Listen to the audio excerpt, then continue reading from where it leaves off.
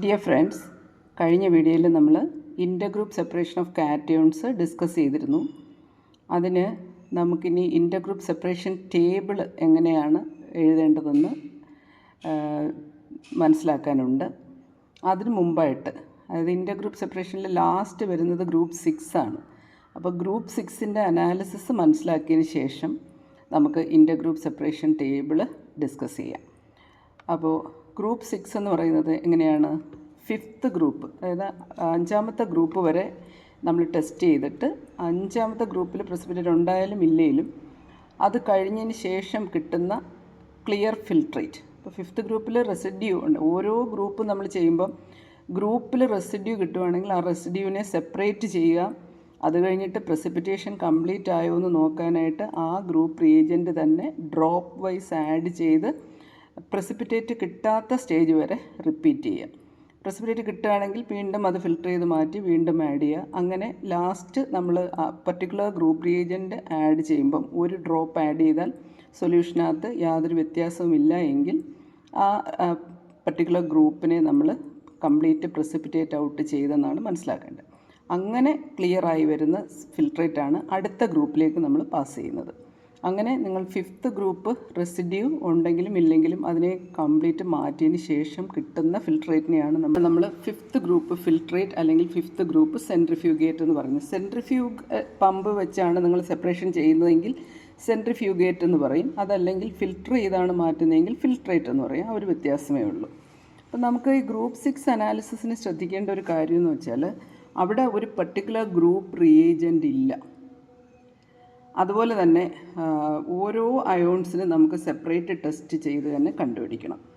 നിങ്ങൾ ആദ്യം അമോണിയം ചെയ്തു. ഇൻ്റർഗ്രൂപ്പ് സെപ്പറേഷനിലേക്ക് എൻട്രി ചെയ്യുന്നതിന് മുമ്പ് നമ്മൾ ആദ്യം അമോണിയത്തിൻ്റെ ടെസ്റ്റ് ചെയ്തു. അമോണിയത്തിന് ഒരൊറ്റ ടെസ്റ്റേ ഉള്ളൂ. ടെസ്റ്റ് ചെയ്തിട്ട് അമോണിയത്തിനെ കൺഫേം ചെയ്യും.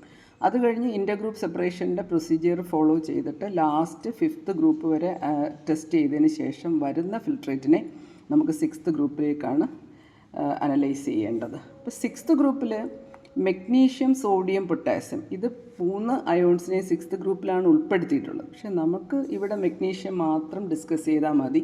കാരണം ഈ സോഡിയം എന്ന് പറയുന്ന പല റിയേജൻറ്റിലും സോഡിയം ഒരു കമ്പണൻ്റാണ്. അതുപോലെ തന്നെ പൊട്ടാസ്യവും. അപ്പം ഇതിൻ്റെ ഒരു കെമിസ്ട്രി അറിയാൻ വേണ്ടിയിട്ട് മാത്രം ഞാൻ സോഡിയത്തിനെയും പൊട്ടാസ്യത്തിനെയും ഇതിനകത്ത് ഇൻക്ലൂഡ് ചെയ്തു എന്നേ ഉള്ളൂ. നിങ്ങൾ പ്രത്യേകം ഓർക്കേണ്ടത്, നിങ്ങൾ +2 ക്ലാസ്സിൽ അമോണിയം, സോഡിയം, പൊട്ടാസ്യം 3ഉം ഞങ്ങൾ 0 ഗ്രൂപ്പ് എന്ന് പറഞ്ഞാണ് പഠിച്ചത്. ഇപ്പോൾ ഇവിടെ BSc ലെവലിലേക്ക് വരുമ്പം അങ്ങനെയല്ല. 0 ഗ്രൂപ്പ് എന്ന് പറഞ്ഞൊരു ഗ്രൂപ്പ് നമ്മൾ മെൻഷൻ ചെയ്യുന്നില്ല. അമോണിയം പ്രത്യേകം ടെസ്റ്റ് ചെയ്യുന്നു. അതുപോലെ സോഡിയവും പൊട്ടാസ്യവും മെഗ്നീഷ്യത്തിൻ്റെ കൂടെ 6th ഗ്രൂപ്പിലാണ് ടെസ്റ്റ് ചെയ്യുന്നത്. ഈ കാര്യം പ്രത്യേകം ഓർക്കുക. അപ്പം നമുക്കിവിടെ സോഡിയത്തിൻ്റെയും പൊട്ടാസ്യത്തെയും ഒന്ന് മെൻഷൻ ചെയ്ത് പോവാം. നമ്മുടെ ഇമ്പോർട്ടൻ്റ് ആയിട്ടുള്ള കാറ്റയോൺ 6th ഗ്രൂപ്പിൽ വരുന്നത് മെഗ്നീഷ്യം മാത്രമാണ്. അപ്പോൾ എന്താ ചെയ്യുന്നതെന്ന് നോക്കാം. 5th group centrifugate or filtrate is evaporated to a paste. നമ്മൾ പറഞ്ഞു അത് വളരെ ഡൈല്യൂട്ടഡ് ഫോമിലാണ് ഇരിക്കുന്നത്. അതിനെ ഒന്ന് കോൺസെൻട്രേറ്റ് ചെയ്യാനായിട്ട് നമ്മൾ അതിനെ വാട്ടർ ഇവോപ്പറേറ്റ് ചെയ്ത് കളഞ്ഞ് ഒരു പേസ്റ്റ് ആക്കും. അതൊരു ചൈന ഡിഷിലോ ഒരു ബേക്കറിലോ ആണ് ചെയ്യുന്നത്. എന്നിട്ട് ഏതെങ്കിലും ഇമ്പ്യൂരിറ്റീസ് ഉണ്ടെങ്കിൽ അതെല്ലാം ഓക്സിഡൈസ് ചെയ്ത് പോകാനായിട്ട് ഒരു ഡ്രോപ്പ്, വളരെ ശ്രദ്ധിക്കേണ്ടതാണ്, ഒരു ഡ്രോപ്പ് കോൺസെൻട്രേറ്റഡ് നൈട്രിക് ആസിഡ്. ഇത് കൂടാൻ പാടില്ല. കാരണം ഇനി നമുക്ക് അങ്ങോട്ടൊരു ആൽക്കലൈൻ മീഡിയ വരേണ്ടത്. അതുകൊണ്ട് എക്സസ് ആകാൻ പാടില്ല. 1 ഡ്രോപ്പ് കോൺസെൻട്രേറ്റഡ് HNO3. പലപ്പോഴും ഇത് നമ്മൾ അവോയ്ഡ് ചെയ്യുകയാണ് ചെയ്യുന്നത്. സ്കീമിൽ അത് പറഞ്ഞു പോയെങ്കിലും ചെയ്യുമ്പോൾ നമുക്ക് ഈ അത്ര കോംപ്ലിക്കേഷൻ ഇല്ല. അതുകൊണ്ട് ഈ നൈട്രിക് ആസിഡ് ആഡ് ചെയ്യണമെന്ന് തന്നെ ഇല്ല. ഇതൊരു പേസ്റ്റ് ആക്കിയിട്ട് അതിനകത്ത് കുറച്ച് വെള്ളം ഒഴിച്ച് അതിനെ കലക്കിയെടുത്ത് എന്തെങ്കിലും റെസിഡ്യൂ ഉണ്ടെന്ന് തോന്നുന്നെങ്കിൽ ഒന്ന് ഫിൽട്ടർ ചെയ്ത് എടുക്കുക. ആ സംഭവമാണ് നമ്മൾ അടുത്ത 6th ഗ്രൂപ്പിന് ടെസ്റ്റ് ചെയ്യാനായിട്ട് ഉപയോഗിക്കുന്ന ടെസ്റ്റ് സൊല്യൂഷൻ. ഓക്കെ, ആ ടെസ്റ്റ് സൊല്യൂഷൻ നമുക്ക് ആദ്യം മെഗ്നീഷ്യത്തിൻ്റെ ടെസ്റ്റുകൾ എന്താണെന്ന് നോക്കാം. മെഗ്നീഷ്യത്തിന് നമ്മൾ ആദ്യം ചെയ്യുന്ന ടെസ്റ്റ് സൊല്യൂഷനിൽ അല്പം കൂടി അമോണിയം ക്ലോറൈഡ് സോളിഡോ അല്ലെങ്കിൽ അമോണിയം ക്ലോറൈഡ് സൊല്യൂഷനോ ആഡ് ചെയ്യുക. പിന്നെ അമോണിയം ഹൈഡ്രോക്സൈഡ് ജസ്റ്റ് ആൽക്കലൈൻ ആക്കാൻ. അതിനുശേഷം ഡൈ സോഡിയം ഹൈഡ്രജൻ ഫോസ്ഫേറ്റ് ഇതാണ് നമ്മൾ ആഡ് ചെയ്യുന്നത്. ഇതാണ് ഇവിടുത്തെ ടെസ്റ്റ് റിയേജൻറ്റ്. അപ്പം മെഗ്നീഷ്യം ഉണ്ടെന്ന് വിചാരിക്കുന്ന സൊല്യൂഷൻ്റെ കൂടെ അമോണിയം ക്ലോറൈഡും അമോണിയം ഹൈഡ്രോക്സൈഡും ആഡ് ചെയ്ത് ഹൈഡ്രോക്സൈഡ് അയണിൻ്റെ കോൺസെൻട്രേഷൻ കൺട്രോൾ ചെയ്യാൻ വേണ്ടിയിട്ട് കോമൺ അയൺ ഇഫക്റ്റ് വെച്ചിട്ട് അമോണിയം ക്ലോറൈഡും കൂടെ ആഡ് ചെയ്യണം. അപ്പം ജസ്റ്റ് ആൽക്കലൈൻ ആക്കി വെച്ചുകൊണ്ട് നമ്മൾ ഡൈസോഡിയം ഹൈഡ്രജൻ ഫോസ്ഫേറ്റ് ആഡ് ചെയ്യുമ്പം ആദ്യം നമുക്ക് പ്രസിപ്പിറ്റേറ്റ് ഒന്നും കാണാൻ കഴിയില്ല. പക്ഷേ ടെസ്റ്റ് ട്യൂബിൻ്റെ സൈഡ് നമ്മൾ ഗ്ലാസ് റോഡ് വെച്ചൊന്ന് സ്ക്രാച്ച് ചെയ്യുമ്പോഴത്തേക്ക് ആ ഒരു പ്രസിപ്പിറ്റേഷൻ ഇൻഡ്യൂസ് ചെയ്യുമ്പോഴാണ് നമുക്കവിടെ വൈറ്റ് ക്രിസ്റ്റലൈൻ പ്രസിപ്പിറ്റേറ്റ് ഫോം ചെയ്ത് പിന്നെ അത് ഇങ്ങനെ അതിൻ്റെ ക്വാണ്ടിറ്റി കൂടി വരുന്നത് കാണാൻ പറ്റും. ആ വൈറ്റ് ക്രിസ്റ്റലൈൻ പ്രസിപ്പിറ്റേറ്റാണ്. ആ തരികളായിട്ട് തന്നെ നമുക്ക് സെപ്പറേറ്റ് ചെയ്ത് കാണാൻ പറ്റും അതിനെ. അതാണ് മെഗ്നീഷ്യം ഹൈഡ്രജൻ ഫോസ്ഫേറ്റാണത്.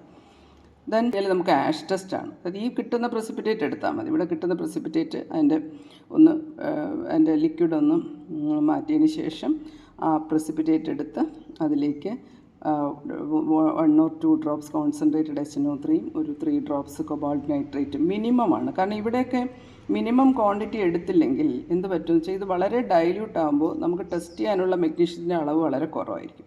അതുകൊണ്ട് റിയേജൻസ് മിനിമം ആഡ് ചെയ്യുക. എന്നിട്ട് അത് എത്രയും കോൺസെൻട്രേറ്റഡ് ആക്കി വെച്ചുകൊണ്ട് അതിൽ ഒരു ഫിൽറ്റർ പേപ്പർ സോക്ക് ചെയ്യുക. അതിനെ എന്നിട്ട് കത്തിച്ച് ആഷാക്കി മാറ്റുക. അപ്പോൾ പിങ്ക് ടിൻറ്റഡ് ആഷ് അല്ലെങ്കിൽ ഒരു പിങ്ക് മാസ് എന്നാണ് നമ്മൾ പറയുന്നത്. ആഷിൽ പേപ്പർ കത്തിയിട്ട് ആഷ് വരുന്നിടത്ത് ഒരു പിങ്ക് ലൈറ്റ് പിങ്ക് ആയിരിക്കും, വളരെ ലൈറ്റ് പിങ്ക് ആയിരിക്കും കിട്ടുന്നത്. ആഷിൻ്റെ കളറല്ലാതെ ഒരു പിങ്ക് കളർ വരും. ഓക്കെ, അതിനെയാണ് നമ്മൾ പിങ്ക് ടിൻറ്റഡ് ആഷ് അല്ലെങ്കിൽ ഒരു പിങ്ക് മാസ് എന്ന് പറയും. അത് മെഗ്നീഷ്യത്തിൻ്റെ കൺഫർമേഷനാണ്. അത് കൂടാതെയുള്ള ഒരു സ്പോട്ട് ടെസ്റ്റും അതുപോലെ തന്നെ കൺഫർമേറ്ററി ടെസ്റ്റുമായിട്ടാണ് വരുന്നത് മാഗ്നസോൺ റിയേജൻ ടെസ്റ്റ്.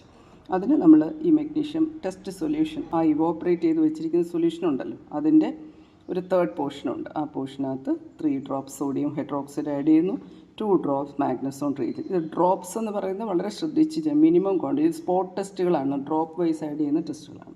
റിയേജൻസും സേവ് ചെയ്യാം. അതുകൊണ്ട് തന്നെ നമ്മൾ ഒരു ഡ്രോപ്പ് വൈസ് ആണ് ആഡ് ചെയ്യുന്നത്. അങ്ങനെ മാഗ്നസോൺ റിയേജൻ്റ് ആഡ് ചെയ്യുമ്പോഴത്തേക്ക് you get A blue precipitate or A blue colour. അങ്ങനെ മെഗ്നീഷ്യം കൺഫേം ചെയ്യാം. അടുത്തതായിട്ട് നമുക്ക് നോക്കേണ്ടത് പൊട്ടാസ്യത്തിൻ്റെ ടെസ്റ്റാണ്. പൊട്ടാസ്യം എന്ന് പറയുന്നത് ഇതേപോലെ ആ ടെസ്റ്റ് സൊല്യൂഷൻ ആക്ച്വലി നമുക്ക് ഇവിടെ ഒരു കിട്ടുന്ന ആ ടെസ്റ്റ് സൊല്യൂഷൻ വാട്ടർ വെച്ച് എക്സ്ട്രാക്ട് ചെയ്തെടുക്കുന്ന സൊല്യൂഷനെ അതിൽ നിന്ന് ഓരോരോ പോർഷൻ എടുത്താണ് നമ്മൾ ഓരോരോ ടെസ്റ്റ് ചെയ്യുന്നത്. 3 ടെസ്റ്റ് ചെയ്യണം മെഗ്നീഷ്യത്തിന്. അതുപോലെ പൊട്ടാസ്യത്തിനും 3 ടെസ്റ്റ് ചെയ്യണം, സോഡിയത്തിനും 3 ടെസ്റ്റ് ചെയ്യണം. പക്ഷേ പൊട്ടാസ്യവും സോഡിയം അങ്ങനെ വരാത്തത് കൊണ്ട് നമുക്കതിൽ ഓരോ ടെസ്റ്റ് ചെയ്തിട്ട് അത് ആബ്സെൻ്റ് ആണ് എന്ന് പറഞ്ഞാൽ മാത്രം മതി. എന്തായാലും പൊട്ടാസ്യത്തിൻ്റെ ചെയ്യാനായിട്ട് നമുക്ക് സോഡിയം ആ ടെസ്റ്റ് സൊല്യൂഷൻ്റെ കൂടെ സോഡിയം കൊബാൾട്ടി നൈട്രൈറ്റ് സൊല്യൂഷനും അസറ്റിക് ആസിഡും ആഡ് ചെയ്യുമ്പം ഒരു യെല്ലോ പ്രസിപ്പിറ്റേറ്റ് കിട്ടും. അതുപോലെ തന്നെ ടെസ്റ്റ് സൊല്യൂഷനിൽ picric acid, simply picric acid solution ഒരു യെല്ലോ സൊല്യൂഷനാണ്. ആ യെല്ലോ ക്ലിയർ സൊല്യൂഷൻ ആഡ് ചെയ്യുമ്പോൾ you get yellow crystalline precipitate. നല്ലൊരു ടെസ്റ്റാണ് പൊട്ടാസ്യത്തിൻ്റെ. പിന്നെ നമ്മുടെ famous flame test, that is A test solution plus concentrated HCl എല്ലാം ഡ്രോപ്പ് വൈസ് എടുത്താൽ മതി. ഫ്ലെയിം ടെസ്റ്റ് ചെയ്യാനായിട്ട് ഒരു ഗ്ലാസ് റോഡിൽ സബ്സ്റ്റൻസ് മിക്സ് ചെയ്തതിന് ശേഷം ഫ്ലെയിമിലേക്ക് ഇൻട്രൊഡ്യൂസ് ചെയ്യുമ്പോഴത്തേക്ക് ലൈലാക്ക് ഫ്ലെയിം കിട്ടും. അത് പൊട്ടാസ്യത്തിനാണ്. സോഡിയത്തിൻ്റെ കേസിൽ നമുക്ക് ഇതേപോലെ ഈ കിട്ടുന്ന സൊല്യൂഷനെ കോൺസെൻട്രേറ്റ് HCl ഒഴിച്ചൊരു സൊല്യൂഷനാക്കിയിട്ട് അത് ഫ്ലെയിം ടെസ്റ്റ് ചെയ്യാം. ഗോൾഡൻ യെല്ലോ ഫ്ലെയിം ആയിരിക്കും സോഡിയത്തിന്. അപ്പം ഇത് സോഡിയം ഇല്ലാത്തതുകൊണ്ട് അവിടെ ഫ്ലെയിം ഇല്ല എന്ന് പറഞ്ഞാൽ മതി. അതുപോലെ തന്നെ പൊട്ടാസ്യത്തിൻ്റെ കേസിലും തരാൻ സാധ്യതയില്ല, എങ്കിലും ഓരോ ടെസ്റ്റ് എഴുതണം. അപ്പം സബ്സിഡിയറി സ്റ്റുഡൻസിനെ സംബന്ധിച്ച് മെഗ്നീഷ്യത്തിൻ്റെ ടെസ്റ്റ് മാത്രം ചെയ്താൽ മതി. ഈ 3 ടെസ്റ്റ് മസ്റ്റായിട്ട് ചെയ്യണം. അപ്പോൾ ഇൻ്റർഗ്രൂപ്പ് സെപ്പറേഷനിൽ നമുക്ക് ആദ്യം അമോണിയത്തിൻ്റെ ടെസ്റ്റ് ചെയ്യുന്നു. ഏറ്റവും അവസാനം 5th ഗ്രൂപ്പും വരെ സെപ്പറേറ്റ് ചെയ്തതിന് ശേഷം കിട്ടുന്നതിനകത്ത് മെഗ്നീഷ്യത്തിൻ്റെ. അപ്പോൾ അമോണിയത്തിൻ്റെ 3 ടെസ്റ്റ് കമ്പൽസറിയാണ്. മെഗ്നീഷ്യം ഉണ്ടെങ്കിൽ ഈ 3 ടെസ്റ്റും എഴുതണം. ഇല്ലെങ്കിൽ ഏതെങ്കിലും ഒരു ടെസ്റ്റ് എഴുതിയിട്ട് മെഗ്നീഷ്യം ആബ്സെൻ്റ് ആണെന്ന് പറഞ്ഞാൽ മതി. ഓക്കെ.